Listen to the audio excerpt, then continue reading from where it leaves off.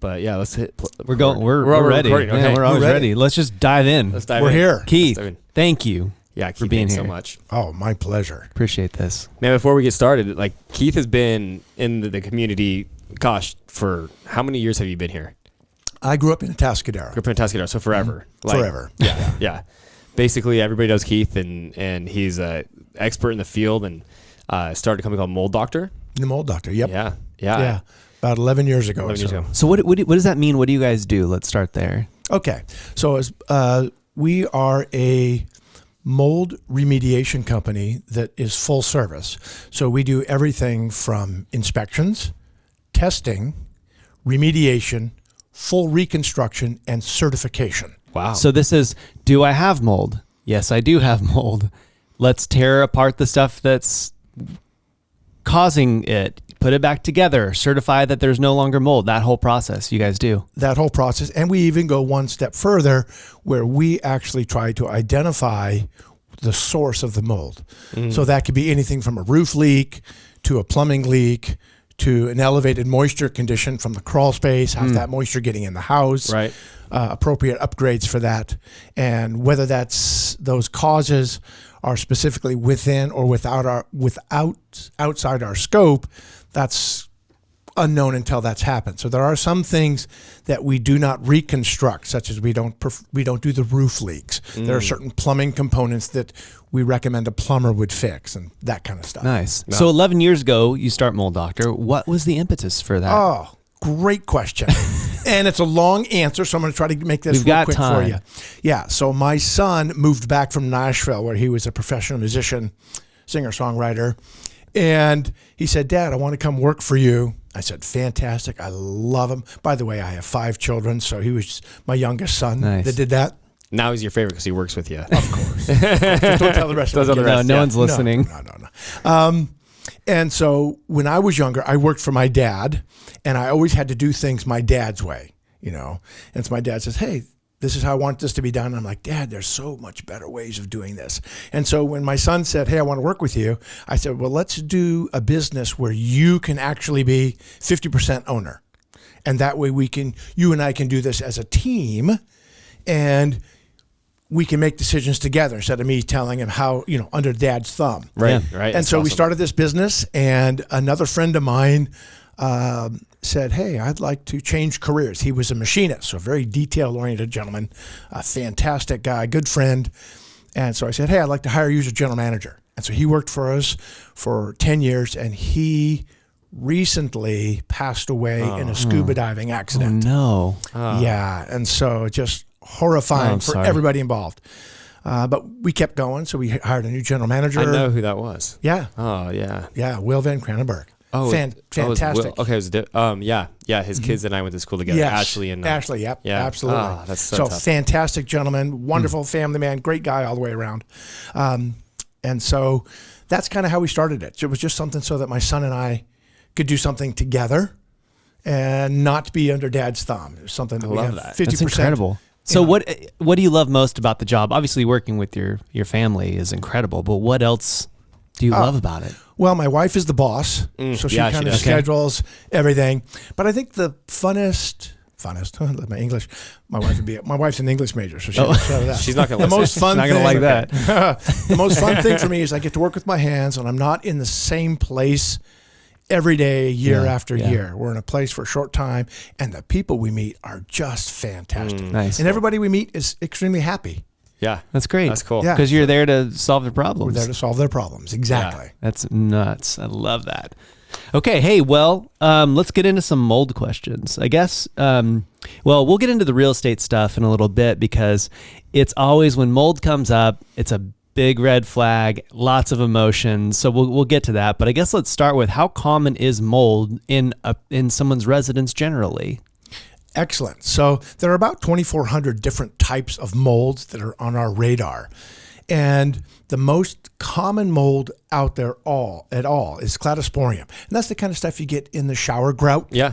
Right? Yeah. Around the sink. So there's mold everywhere. And mold is very, very common. It's in the air, it's inside, it's outside. And so some people have different levels of allergic reaction to mold. And so In a lot of cases, it's where the molds themselves start to grow, like Right. you had talked about earlier, on the walls, under sinks from a catastrophic event.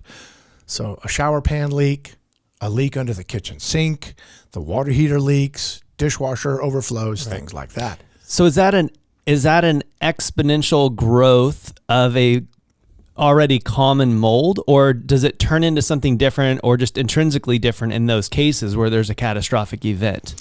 In a catastrophic event, since there are so many different varieties of mold out there, if a specific mold spore, such as Stachybotrys, which is also known as black mold, and so those are floating around outside Already. everywhere. And so if you have a catastrophic event, leak under the kitchen sink, and a singular mold spore, Stachybotrys or Penicillium aspergillus, lands in that area and is wet and is subject to 60% humidity or water, that will propagate and grow. And so now you have hundreds of mold spores that turn into thousands of mold spores. And depending on the toxicity level of the mold itself, people can have some significant mold reactions to it. So it's real important to keep your house clean.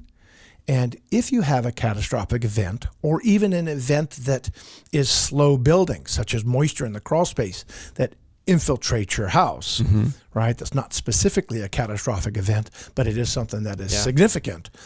And you don't keep those areas clean, or you do not address the cause, mold can grow. So let me make sure I'm caught up here. So there are certain people are more susceptible to mold issues than others. Yep. And then there are potentially different molds that are more dangerous than others. Yes. And when you have a catastrophic event or not, what is it that do we breathe it in? Is that where the problem is? Is it touch? Like how does it infiltrate a person's system? Excellent question. Okay, so let's start with this. When we talked about that certain molds are more dangerous than others, and let me explain what that means. Okay, so let's talk the food chain of mold. Okay. Right? So we talked about Stachybotrys, which is considered black mold. So the potential allergic reactions for someone who's exposed to Stachybotrys is everything from your standard hay fever type symptoms, itchy eye, runny nose, all the way up to achy joints that makes you feel like you have significant arthritis systems, to fungal lung. If you had a recent lung transplant or an organ transplant, or you have an immune deficiency system, those can attack you and make you feel very, very sick and could even potentially kill you. Wow. Okay, so let's take that for example. So Stachybotrys, approximately 80% of the population in the world is allergic to Stachybotrys. From everything from the very minor symptoms of the itchy eye to runny nose to something that's very significant. Right. Okay, so that's the toxicity specifically with Stachybotrys. Let's go down to the more common molds we talked about, like Cladosporium, which is in your shower. The symptoms and the toxicity are exactly the same. Really? However, only Wow. 3% of the population is allergic to Cladosporium. That is so interesting. Okay, so presents with the same symptoms, but just fewer people are affected. Correct. And so that's because... Is that crazy? Yeah. And so that's why under the rules of engagement for remediation professionals, we don't care what kind of mold it is. So when we come in and do an inspection and we see mold growth on the wall, slime mold, Stachybotrys, Penicillium aspergillus, or Cladosporium, it all is treated and cleaned and remediated exactly the same because we don't know the allergic reaction of the particular individuals who live there or that could be exposed to it. Wow, that's Right? so good to know. And so that's why we come in and do this mold inspection. We say, oh, look, you have this significant mold condition under the sink, or it's growing on your walls, right? And they say, well, aren't you going to test it? We do not need to waste people's money testing it because it doesn't, from a remediation standpoint, it does not matter what kind of mold it is. We will treat it, clean it, remediate it, and certify it the exact same way. Interesting. That's so good to know. Yeah, I wonder how many people have symptoms, minor, that would never even think about mold. Yeah, and maybe they're thinking it is hay fever or something, but it's mold. Exactly. And so your second part of that question was, how does it get into us? Yeah. And so everything from those people that have those front loader washers, they're synonymous for mold growing in those. Yeah. And so now it's on your clothes, and when you sweat, it absorbs through your skin. Oh, whoa. Right? And now you feel like you have osteoarthritis and all your joints. That's so good. Sneaky little buggers. We just got rid of our front because we could not keep the mold out of it. Exactly. And so if you had a specific allergic reaction to that particular type of mold, it's now in your body. And the most common one with that is it feels like you have arthritis in your bones. Yeah. Wait, can you, if you have a front-loading dishwasher that's constantly No, it's not dishwasher. Washing machine. Oh, washing machine. For So like your clothes. clothes. Well, yeah, washing machine. Okay, so it gets in your clothing, gets in So your body like through sweat. there's like a rubber kind of lip that goes around the door. We've got one of those. And it's constantly, like if you look at it, you're like, this is gross. Like, so we were cleaning it all the time, and my wife's like, I'm done with this. This is gross. And so we got a top loader. Is it just because it's just always wet because it's right in the front there instead of on the top? Exactly. And so that's one of the most common symptoms where you get people calling, I'm allergic to mold and I can't find it, but I have these particular symptoms.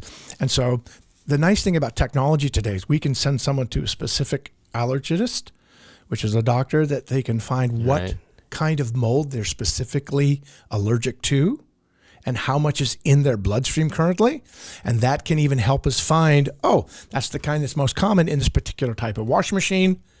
And so that maybe your problem, you need to go to a hyperallergenic. That's so cool. Top load. Top load, yeah. Mm-hmm. And so then all of a sudden, after about 2 or 3 weeks, all their symptoms go away. Man, this is going to be a good episode. I love this. Fantastic. It's It's fantastic. Okay, so I want to get into all the process and stuff of the identification, testing, remediation, all that stuff. But I had this question, and it's probably a dumb one. But we obviously know that there are negative implications for mold in the human body. I'm wondering, though, specifically from a real estate perspective, does mold affect the structural integrity of the home? Like drywall probably jacks it up pretty good, but like even lumber? Excellent question. No. Okay. So all mold is a fungus, but not all fungus is a mold. For example, the 3 most common types of fungi are mushrooms. Delicious. Amen, right? Yep. But however, some of them are very toxic, right? Yep. But mold does not, mushrooms are not a mold. They're their own fungus. And then we have the second type of most common, which is dry rot fungus, which is lumber type fungus. And that's what we see in the real estate industry. Yeah. The fungus dry rot, the termite guy comes out, and it's a wood destroying organism. Yep. Fungus, but not mold. Fungus, but not mold. Okay. And the third one are your standard molds. And then the molds basically eat small portions of cellulose. So let's take a step back and look at the mushrooms. If you see a tree that has felled in the forest, it starts to grow mushrooms. So the mushroom breaks down the big, thick, heavy fibers of the tree. Right. And then after that happens, the dry rot starts to come in, or wet rot, and that breaks it down into the smaller sections.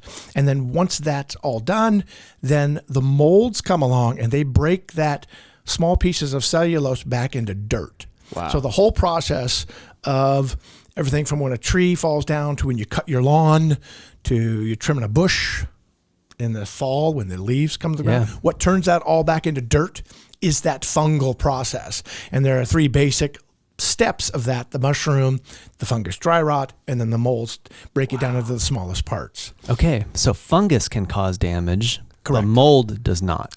Mold does not generally cause the physical damage to whatever it's affecting. It's the water damage that affects it. Yeah. Okay.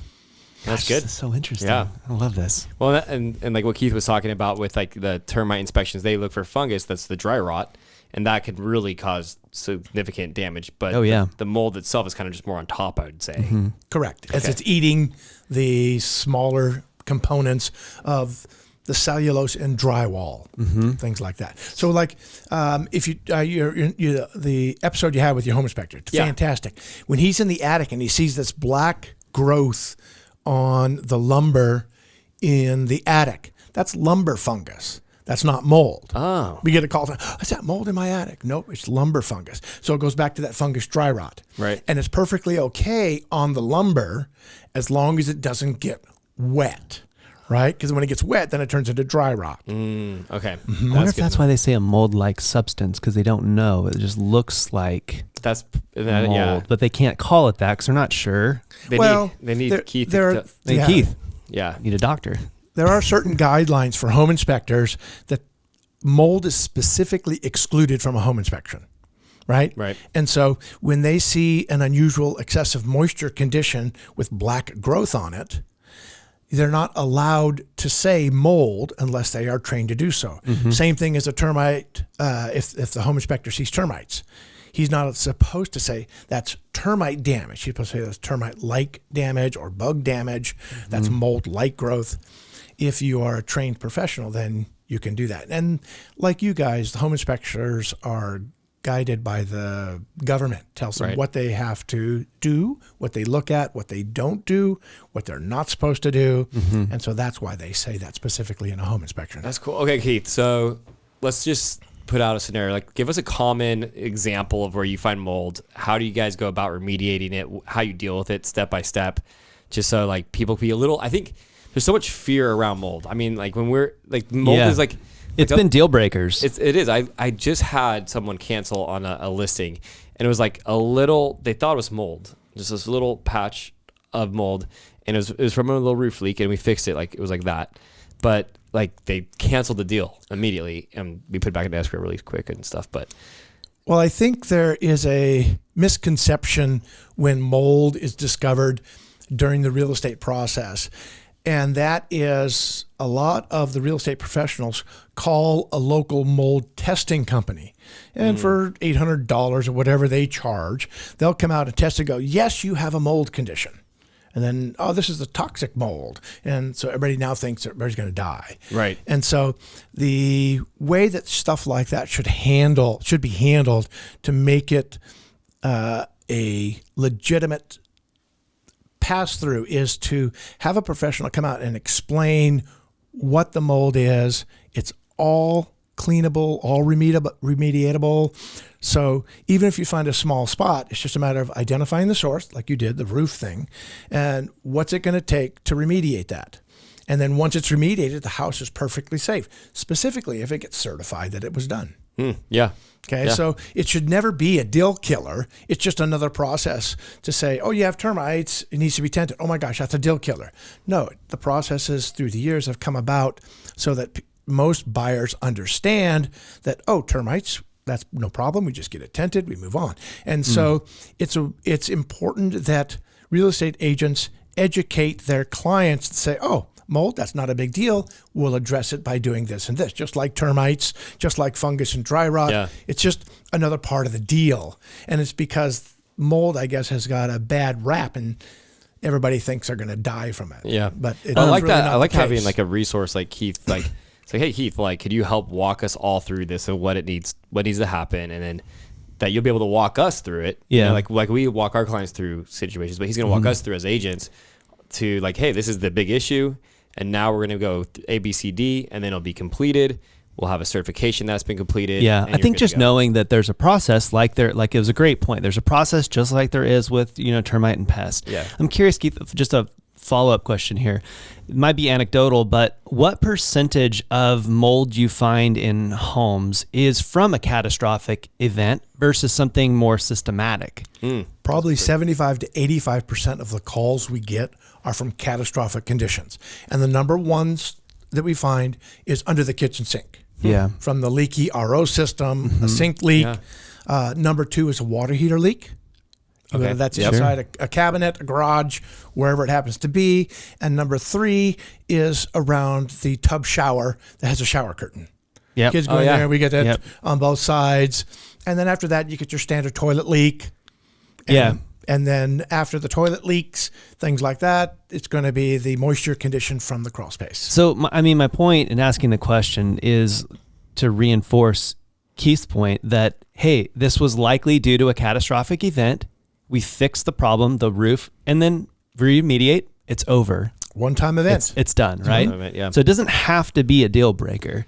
We had a remediation process in place in Morro Bay, and both parties were very understanding. The seller paid for the remediation. It was over, and they're living there happily, no issues. So yeah, but everyone kept a cool head, and we just walked through the process, and it ended up being a great solution for everybody. So yeah, go ahead. I was gonna do you guys have let's just say there's poorly ventilated spaces, and people are I keep on getting this mold, and let's say it's the shower mold, the common mold. Do you guys come out there and give assessment hey, this is what you guys should do to kind of just ventilate this space and things like that? I mean, it seems like that'd be probably yes, but yes. So let's talk the shower, right? So we go into a bathroom, and there's the typical mold growing on the ceiling. Right. Most of the time, they don't have an exhaust fan, right. or if they do, it's an exhaust fan that has a light switch on it. And so in a bathroom specifically that has high humidity, it's important to make sure that that bathroom gets painted, and in the paint should have an antifungal. If it doesn't have a fan should be installed on a humidistat, which is looks like a light switch, but it comes on when the humidity gets to a certain level, and you don't turn it off. It stays on, it's always on until the bathroom reaches a certain low humidity, and that helps prevent the mold buildup in those areas. Oh, that's great. Interesting. So those are good preventative measures that homeowners can take. Mm-hmm. That's what I'm thinking about doing we have a specific property we've been dealing with it. We've been spending a lot of money adding ventilation, but now I'm to the point where I'm I need to add fans under the house to blow out or something to suck out the air. Okay. So what you have in that particular case is an elevated moisture condition or water in the crawl space that's creating an excessive moisture condition in the house. And so it's okay to have water in your crawl space, not even a code violation, as long as the water itself is not making contact with the wood framing or metal components, and it's ventilated. But the condition is that, especially in an older house, there's a lot of air pass through between the crawl space into the wall cavities of the house, where they've cut out for the toilet drain, for the tub drain, and water can get up in those areas. So what we do when we find an excessive moisture condition in the crawl space that's going to stay wet majority of the year just because of high water content or high water table or spring or whatever, what we do is we would take all the wood in the crawl space, and we would disinfect the crawl space, generally using an ozone. Okay. We would put fiberglass insulation between the floor joists, and then we use Tyvek and staple that between the crawl space and the house. So Tyvek is a breathable, watertight component. Cool. And so it allows air to pass through, but no water vapor. That is and so cool. we seal it around every pipe, every plumbing pipe, and the crawl space could be a swimming pool. It won't matter. That's interesting. Now it won't come into the house. Because you do that on the exterior of the home. You use the same product. So why wouldn't you do it underneath? Because people don't think about that. They think if I eliminate the water, it'll remove my problem. Yeah, good luck with that. Yeah, good luck with that. You can, ain't gonna happen. Ain't gonna happen. So there are other ways of dealing with it. And so you cannot just put Tyvek underneath the house without putting insulation between the joists. And if there is currently insulation between the joists, all that insulation has to be removed because it has mold or fungal spores in it. And if we encapsulate it between two pieces, it'll just grow a mold. Yeah. So we remove any existing insulation. We disinfect the crawl space, so that kills any mold spores that are in that area. Put new insulation and that vapor barrier. Okay, so we've talked about some really creative solutions. And Keith is the man now. Keith is the man. If there was any doubt, there's not anymore. So crawl space, really creative solutions. We talked about washing machines, top loaders. We talked about bathrooms, adding fans with a high, what'd you call it? Humidistat, which we just installed when we did our addition. It's great. And then we talked about the paint being antifungal. What about the other thing you mentioned was underneath the kitchen sink? Is there anything preventatively you can do? Just checking for leaks, but anything beyond that homeowners can do underneath their kitchen sink? No, basically just keep an eye on it. Okay. I would recommend that when your under sink is empty, so pull everything out and put a waterproof tray underneath there. So if you do get a leak, at least you'll have 1 inch of capture Yeah. before it overflows into the cabinetry. Okay. That's smart. All right. So we've talked about some preventative stuff. Now all of a sudden, Jeff is at the house and he sees mold and he calls you guys. So can you just walk us through? I felt like we started and then Jeff and I got you off track, but can we just walk through what the process you guys go through is from like initially testing all the way through remediation and certification? Absolutely. Okay. So when we get a call, we charge $250 to come out and do an evaluation. And the evaluation and inspection really is an education. We're there to educate our clients about mold, what mold is, should they be significantly scared of it. And then we look at all the specific areas that we feel are most common to find mold. Look around the water heaters, under all the sinks, around toilets, showers, bathrooms. Sometimes we'll go in the attic. We have special sensors, water humidistats. We use all kinds of infrared technologies, cameras, things like that to help find leaks if they're there. Everything from on a slab where the moisture's coming up through the concrete into the house. So we have ways of dealing with those things as well. And so once we do our inspection, if we find a mold condition, we then provide the client with a full remediation recommendation. We recommend doing A, B, C, and D. And sometimes those will even have options. You can do this or this to achieve the same thing, right? So you can just paint the bathroom and install a fan. We should recommend you put it on a humidistat, et cetera, things like that. And then once that's done, if the client wants to move forward with that, they'll sign the contract, we'll schedule, we'll come out, remediate completely, whatever that remediation is. As I mentioned earlier, there are some things that are outside our professional scope. So if a water heater, for example, leaked 5 years ago and they replaced the water heater and then the water heater is 5 years old, we remove the water heater and reinstall it. If a pipe leaked in a water heater enclosure and the water heater's 10 years old or 15 years old, we won't replace the water heater with that same water heater. We'll replace it with a new water heater. Yeah. Right, things like that. But there are things like if it's a roof leak, we don't do roofing. Well, a roofer will have to come out and fix the roof leak. So in those processes, once the homeowner signs the contract, we come out and open it up, remediate, clean, disinfect, and then we'll leave it open. So studs, it'll be open, but it'll be sealed. We cover it with plastic so that wall insulation, stuff like that doesn't come in the room. And then once the roofer has finished his job, we'll come out. If needed, we'll water test it to make sure that it functions like it's supposed to and not leaking. Then we'll cover it up, paint it, and move on. So just to be clear, when I'm most familiar with situations where you have to remove some of the drywall. Now, can you just tell people, is there an average height off the floor that you remove so that everyone's not thinking they have to take down every wall? Correct. So we follow the standards, right? So like everything else, the government says how to do something.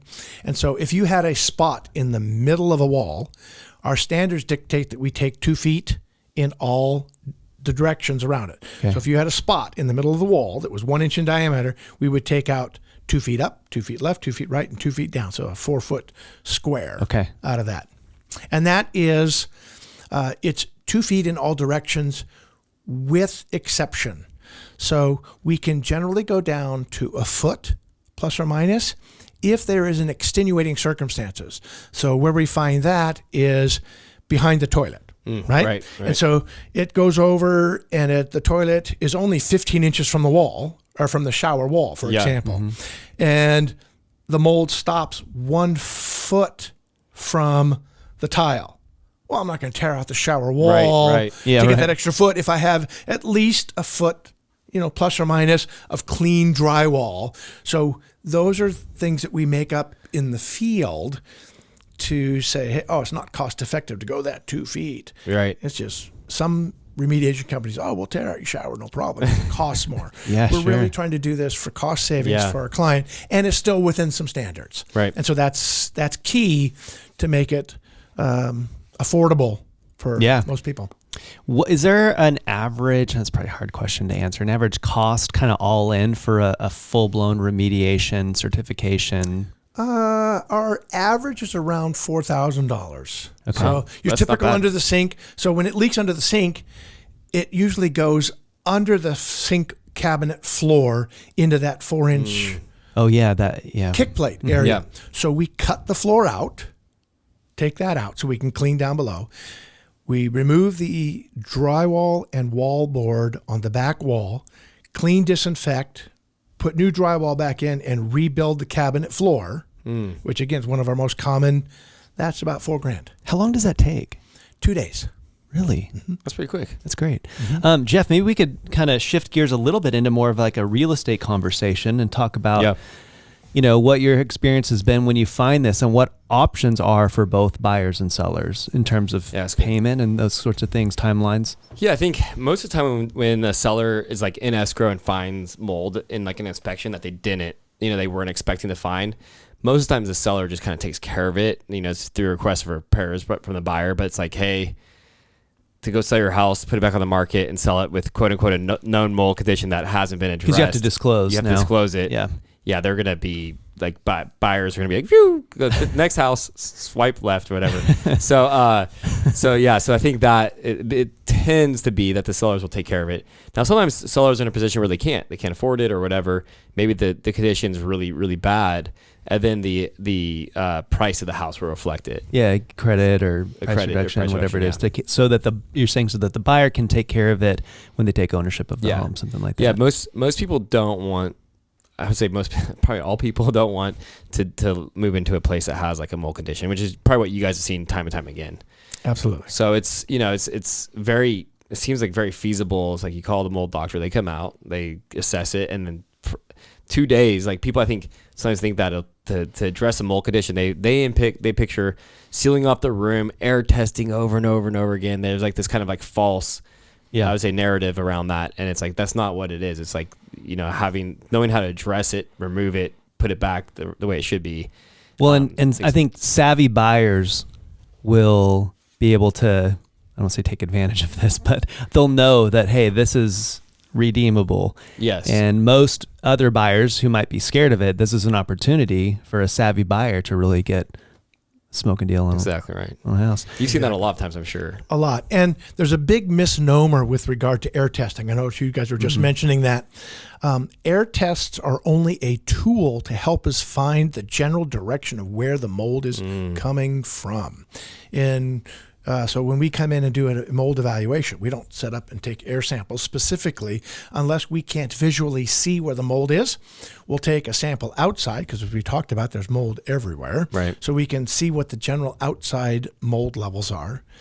We'll take a mold sample, say, in the living room and maybe in a bedroom.